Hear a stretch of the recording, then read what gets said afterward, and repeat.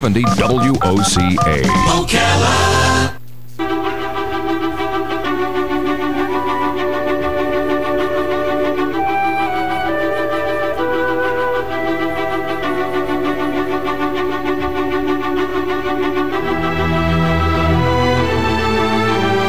All right, 25 minutes before 10 o'clock. Beautiful Friday morning. John Sotomayor is in the chair. Hey, Larry. How you doing today? Time for Ocala Magazine Radio. Good morning, John. How you doing?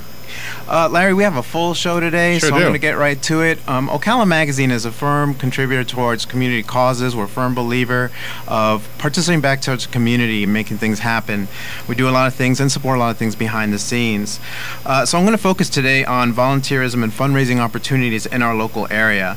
And to state an example, I've invited guests on boards that I particularly sit on and work on personally. So I'd like to invite my guests, introduce my guests. First, Nicole Orr. She's a Wellness and Marketing Director of the YMCA of Marion County. She's a calling guest. Hello, Nicole. Hi, John. Good morning. Good morning. Our second guest is Charles Powell, CEO of the Centers. Good morning, Charles. Good morning, John. Next is John Hunt, past chair of the Marion Cultural Alliance and president of First Avenue National Bank. Good morning, John. Good morning, John. Ted Schott, board member of the Downtown Business Alliance and partner of the law firm Schott and Hesser, PA. Good morning, Ted. Good morning. Thanks for inviting me. And TJ Moon. He's the inclusion activist for the physically and developmentally challenged, newly appointed to the Florida Developmental Disabilities Council. TJ, good morning. TJ is not on the phone. Okay, we'll get to TJ a little bit later. Gentlemen and ladies, I'm going to ask you some questions about your different organizations and the volunteer and fundraising opportunities you have to offer. So let's begin with Nicole. Okay. Nicole, can you give us a little background on the YMCA of Marion County? What's its mission? Absolutely. Our Y was actually founded in 1996, our particular Y in Marion County, and we were actually built by a group of volunteers who felt that the community was really missing a place for families and for kids to go and to participate in after-school activities, sports programs, things like that. So a group of volunteers got together and decided to raise money to actually build our Y. So that started in 1996. The cause of our organization is to strengthen the community. So we do that through three areas of focus. We really focus on healthy living, on youth development, and on social responsibility. Excellent. And what are some of the volunteer opportunities that you offer there? We have tons and tons of volunteer opportunities. Pretty much we always say that there's a program for everybody that's at the Y. Just like there's a program for everybody, there's a volunteer opportunity for everybody. The YMCA is actually the largest volunteer organization in the world, and we offer everything from volunteering at special events to being able to coach youth sports to working in child development to fundraising opportunities. We also have a variety of different committees for different needs of our communities. We're a Christian organization as well. So one of the committees we have is a missions committee, which actually makes sure that we're living out Christian values, taking care of our members that are in need, and also outreach into the community. Okay. And you have a scholarship fundraiser currently going on? Yes, that kicks off on March 21st, and the scholarship is really one of the best things about the Y because it allows us to be able to raise money within the community and then put 100% of those dollars back into the community to be able to offset the cost for people who might not otherwise be able to afford the Y. Just to give you guys an example, last year our campaign raised over $300,000, which was huge. It was record-breaking, and that money went to, equated to about 4,000 individuals that we were able to help. Wow. Yes, it was huge. So we, and that's anything from kids in summer camp to in our youth sports programs and our swim lessons to our Youth Achievers program at Howard Middle School to family memberships, all in any of the programs that we offer here at the Y, to just be able to have that impact on the community and to be able to give back and support people through healthy living and youth development. Excellent. Thank you so much, Nicole. You're welcome. We will be covering some fitness things in the future in June, and we look forward to working with the YMCA on those issues. Yes, absolutely. Okay, and please stay on the line, Nicole. I'm going to go on to our next guest. Okay. Charles, please give us a little background about the centers. What's its mission? Well, the mission of the center in the short version is we save lives every day by by administering to the people that are the most severe and persistently mentally ill in our community, and people with drug addictions, and this is 0 to no upper age limit. We've been in Marion and Citrus County for over 40 years. Actually, it's our 41st year. We provide outpatient, inpatient mental health treatment, have 122 inpatient beds. It's kind of sometimes Marion County and best kept secret because mental illness by itself has a lot of stigma, and people don't really want to make a lot of noise about that. But as a centers, we're awful proud of what we do, and in terms of creating, I guess the key word for us is hope. Yes. Hope for people that need the most help. These are society's most vulnerable people. These are the people that Adolf Hitler killed first. Before he killed the Jews and the Gypsies and the other people, he targeted people in his society that were mentally ill and developmentally disabled. So it's a very special mission. The centers is here for everybody. We give away over $3 million in what we call free care, charity care every year to this community, serving people that basically can't afford the services. Right. What are some of the specific programs you have there? Well, I think the specific programs we have that are most significant to talk about in this short time are crisis stabilization beds. We do the Baker Acts for the community, meaning people that the police may pick up, and we commit them to the facility to get them stable. We have longer-term 57 beds of substance abuse treatment, which people can stay 3, 6, 9 months. This is male and female. And those stories, we're doing tours now for community groups and people, and those stories are so powerful every day on the lives that are being saved. I'll tell you a quick little story. Yes. We had an Iraq veteran who was injured, 24-year-old young man, bright, energetic, and said he was out of hope, out of anything, and showed up at our crisis center saying he wanted to kill himself. He was addicted to painkillers, and he came into the crisis unit, got stabilized, was then able to get into our substance abuse residential treatment, and received good care there. But not every story has a happy ending. When these are severe and persistently mentally ill people that have to deal with these lifelong issues. The center's also, if you don't know, is in the top 10 employers in the county. We employ nearly 600 professionals now, and it's grown in just a matter of 7 or 8 years from about a $7 million agency to over $33 million now. Wow, that's so incredible. There's a demand for our services. Yes. What are some of the volunteer opportunities available there? Well, it's always tricky when you deal with our kind of work because of confidentiality and the sensitivity, the nature. So I've kind of challenged our group to come up, and we're doing a comprehensive evaluation on how we can get the community to volunteer there, because obviously you don't want to advertise that you have a mental illness and you got to volunteer there, and there has to be, but it's done. And we're looking at all of our programs, evaluating where they could use volunteers the most effectively. And of course, board members are probably our most treasured volunteers at this point. Now, I think one of the stigmas with mental health is that they think of the worst case scenarios, schizophrenia or something like that, but more so mental health covers day-to-day issues, correct? And what are some of the services that the common person may benefit from? Well, the number 1 and 2 things you see are depression followed by anxiety, and these are very treatable conditions, and people can get well and recover from those, and we see that all the time. And we're serving over 16,000 unduplicated people every year. 1 in 15 people in the county are touched by the services of the centers. Okay. And to wrap it up, do you have a current fundraiser going on? Well, we don't. We used to do many people may remember a fundraiser called Confetti, and we're looking at actually it's kind of a secret. We've been got a little committee behind the scenes that's forming a new fundraiser that you'll be hearing about in the next year. Well, we look forward to that. Thank you very much, Charles. Thank you, John. Next, I'd like to turn to TJ if he's on the phone. Yes. Good morning, TJ. Good morning. Good morning, TJ. This is John. Thank you for being a guest on my show. Thank you. And first, congratulations on your new appointment to the Florida Developmental Disabilities Council. Thank you. What can we look forward to with that? There's many programs that be started, and you'll see more more people with disabilities start entering into the community.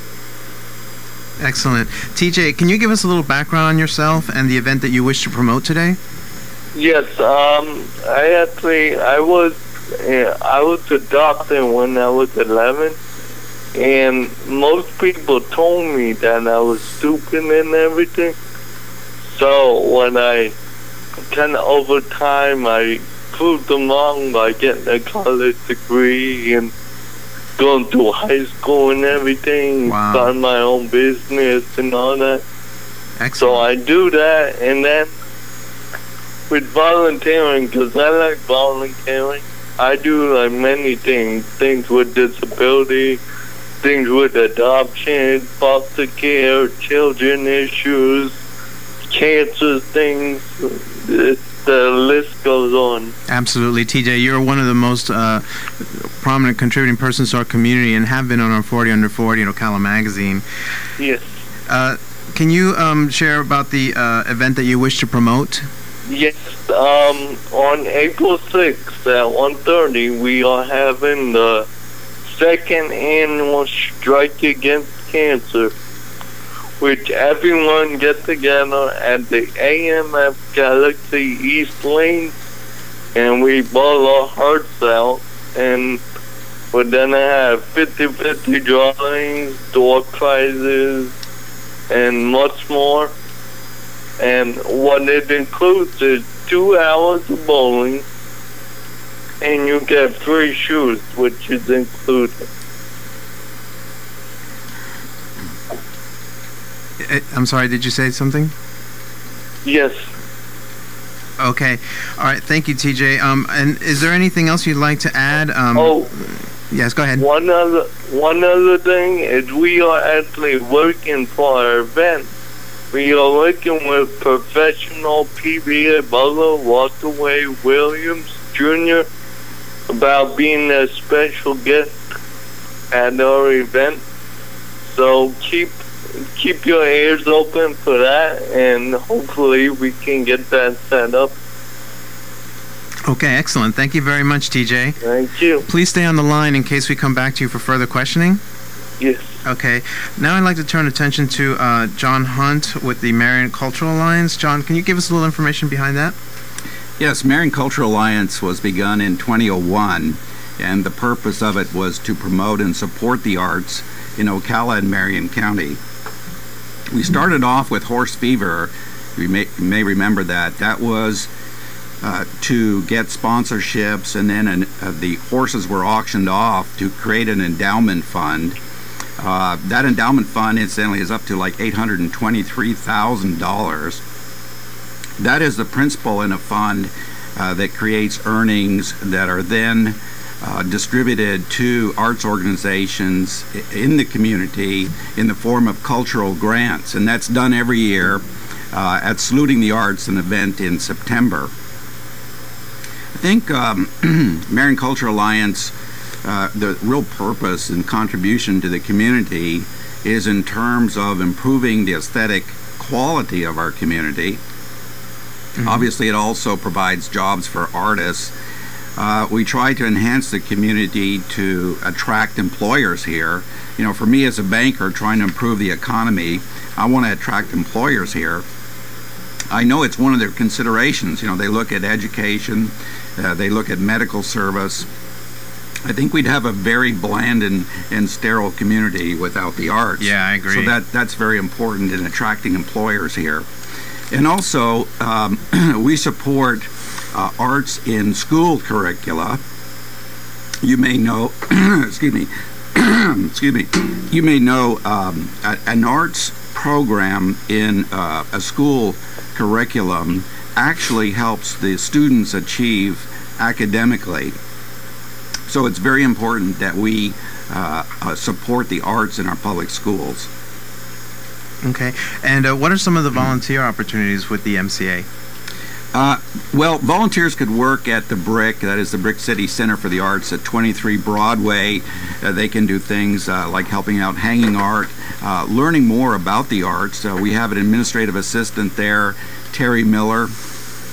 and she would supervise the volunteers who would work there. But we also have events, and volunteers can ask if they can help out with the events. If they just want to call Terry at the Brick, look up the phone number or go to the website and see the phone number there and call in and volunteer. Absolutely. They can do that. And John, one of the things with the MCA is that it is a umbrella, so to speak, towards the different arts in the community, including the Marian Chorale, the ballet, the Appleton Museum, the Ocala Civic Theater, and other things like that. Yes. How does it all tie together with the MCA? Well, of course, we give grants every year. The last 2 or 3 years, we've given $15,000 in grants at the Saluting the Arts function, and so we have supported them that way with money. But recently, we formed a strategic partnership with FAFO, Yes. Fine Arts for Ocala, and we have a couple of projects with them. One is a calendar project. We have this very bright guy on our board, John Sotomayor, who came up with the idea of putting out a calendar next year. Thanks, John. And so we're going to have, you can tell me if I'm running over here too much time, You're but good. we are going to have a juried art show. We are going to select artists who are going to have their work on the calendar. We're then going to have a special event where the art will be auctioned off, and the artists will, of course, share in the proceeds from that auction. But that will help us with our operating expense for Marian Cultural Alliance. Thank you, John. And of course, I'm personally fond of that calendar project, and for our community, look forward towards it. We're going to have fantastic paintings and photography as the artwork for our first year. It'll be locally themed, and hopefully it will inspire a lot of community support towards the arts. So, okay, with that said, I'd like to then now focus towards Ted, who's going to talk to us about the Downtown Business Alliance. Ted, can you give us a little background?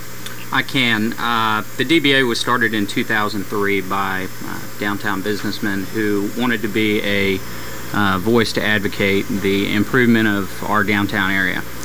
For those of you who may know, back late 90s, we had a lot of vacant storefronts in downtown Ocala. Yes. Over the last 15 years, there's been a movement to try and reinvigorate parts of Ocala, and we've done a very good job in some areas, and we've got some work to do in others. Mm-hmm. Okay, and what is DBA advocating currently right now? The DBA sees its mission in two basic realms. The first is to advocate for improvements downtown as to what we'd like our city to be in the future. And the second is more of a promotional, where we're trying to advance the cause of economic development, cultural development, and residential development within what we refer to as the central business district. Okay, excellent. And can you share about some of the upcoming projects you're talking about, or is it too soon? No, I'm happy to talk about anything that we've got on the calendar. Matter of fact, First Friday Art Walk is coming up tonight. Nice tie-in. Exactly. We've got FAFO here. This is kind of a special one. We're going to have a sock hop on the downtown square. We're going to have an antique car show, 1975 and older. So come dressed in your poodle skirt, walk around, see the art. Again, it's an opportunity to bring not only culture downtown by having the art walk, but also business downtown by having people come, have dinner downtown, enjoy the art walk, get dessert after the fact at the chocolate shop downtown. Tell Carrie Ann I said hi, and just enjoy what we have. You know, as we sit around at the DBA, we see what we have downtown being recreated 3 times now down in the villages. People are drawn to that small downtown. Right. We have a very attractive downtown, and it's just a matter of people realizing that it's there and that it can be made use of. Absolutely. And so hopefully our listeners can see then that all these projects work together hand in hand. They're all to better and improve our community and way of living. And so I'd like to take the last few minutes of our show to focus on that with each of our panel guests, if they can add how it's contributing to their community. And Nicole, if you're on the line. Is Nicole there? Yeah, I'm still here, John. Okay, Nicole, the last few minutes of the show, I'm going to ask each one of the panel to just talk further about the contributions made by your particular organization to the community. Yeah, absolutely. I think our biggest contribution is with our scholarship campaign. Like we discussed earlier, we are in a really great position to be able to fundraise and raise money to give back to people in our community. And, the impact that we're able to have through people participating in our Y programs, whether it's group exercise classes or it's being a volunteer or it's, having their kids involved in structured programming is just unbelievable. One of the big programs that our scholarship fund supports is our Youth Achievers program out at Howard Middle School. Mm-hmm. And, that's an outreach community program that we do. It's basically to teach kids at Howard Middle School life skills. We help them get job interviews. We help prepare them for different things in life. We help teach them core values, right from wrong, things like that. Just going above and beyond our traditional role and really being able to instill good values in our community. Absolutely. I can say that with my participation at the Y, what I love seeing is the interaction between families, kids. It's not just a gym where people go to train, Absolutely. but they go there to socialize and interact, and there's like what I consider like little league sports going on. So parents are coaching, people are interacting. It's a wonderful environment. Yeah, absolutely. I mean, a lot of people really refer to the Y as the hub of our community, and we're doing a lot of cutting edge things here, but it's a big family, just like you said. It's a great place for people to come to, be able to socialize, be able to support different people, and just to be able to focus on themselves and being healthy. Absolutely. One thing I'll add is it's also a safe environment. It's a safe place to be where people can feel comfortable. Yes. And likewise, I could say the same about the centers. The centers has fabulous programs that makes people feel safe. One of the programs is SARS, where they have people who are recovering from substance abuse. And from what I've seen as a board member, families interacting with the residents who stay there, helping them with their recovery programs. They have visiting sessions, and the counselors work not only with the residents, but with the families. They talk to them and prepare them about what the residents are going through and what they will need when they get out. So that's a safe environment, and you're doing great work there, Charles. Well, thank you, John. Another great thing is also the MCA, where they are working together and collaborating. John, I've of all the committees I've been on, I've never seen any that have been so forthfront and working boards where they all contribute their personal time and interact and have a great time. Yes, we have a very energetic and bright board. I think the three main benefits, just to review, are improving the aesthetic quality of our community, enhancing the community as being attractive in terms of arts for employers coming here, helping out in terms of students' academic achievement. But there's also an educational component to it. The display that we have right now at the Brick is historical Ocala, and it has paintings of things that have happened in the past in Ocala. For example, the big fire that happened in the 19th century is on display. Yes. So there's an educational component as well. Absolutely. And likewise, Ted, with the Downtown Business Alliance, this is one of the newest boards for me, so I had the least interaction of the five, but I have to say that it's been a great experience for me. I participated in the workshop where we've discussed ideas that's going to help the average Ocalan with their work, their family life, and even their playtime. The things that I've discussed, and I hope I'm not out of line saying, but was the things advocating for like improvement, like perhaps a new downtown hotel in the area, and working with the different what are they? The different members downtown, builders, right, and developers. Mm-hmm. And that, to me, the most important thing that we do as a board is we give people an opportunity. When I moved back to Ocala, I grew up here. When I moved back and saw what was going on downtown, I thought, downtown would be great if only there was a. Yeah. And I didn't have anybody to talk to and tell that to except my wife, and we couldn't do anything about it. And when I moved my business into downtown and got put on the board, there's a whole group there that if you share an idea, it can catch fire, and all of a sudden it's happening. And one of the ideas that we had is how do we improve the buildings that are downtown, right, and bring tenants into those buildings. Mm-hmm. And the city, through using CRA funds, has started a building improvement grant program. And matter of fact, that just wrapped up Tuesday of this week, and so there are buildings that have put in to make needed improvements downtown. Yes. And TJ, are you still on the line? Yes. Okay, and TJ, I just want to commend you again for all the work that you've done towards our community in the last 8 years that I've lived here. Your name has come up time and time again, and I'm so impressed that you will be included and advocate towards those with disabled to be included.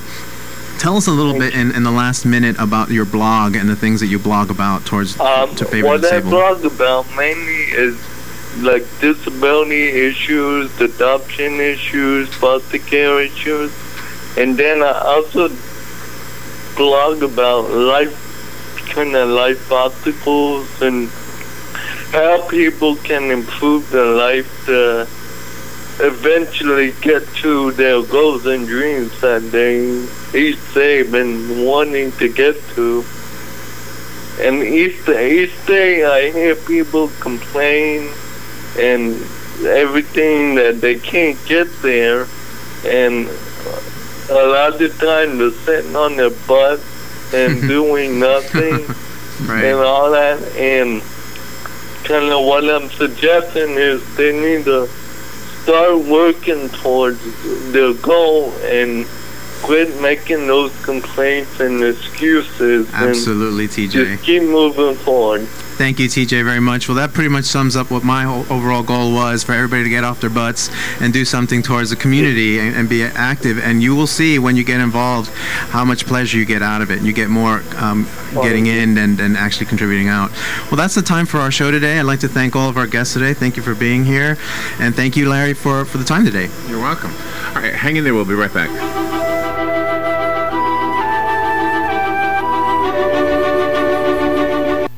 Ocala's information station, 1370 WOCA. Ocala. ABC News Now, I'm Daniela Belanta. Osama bin Laden's son-in-law is about to make his first court appearance in New York City. Solomon Abu Ghaith is reportedly cooperating and spilled important info about al-Qaeda's status. The conclave to pick a new pope will likely begin early.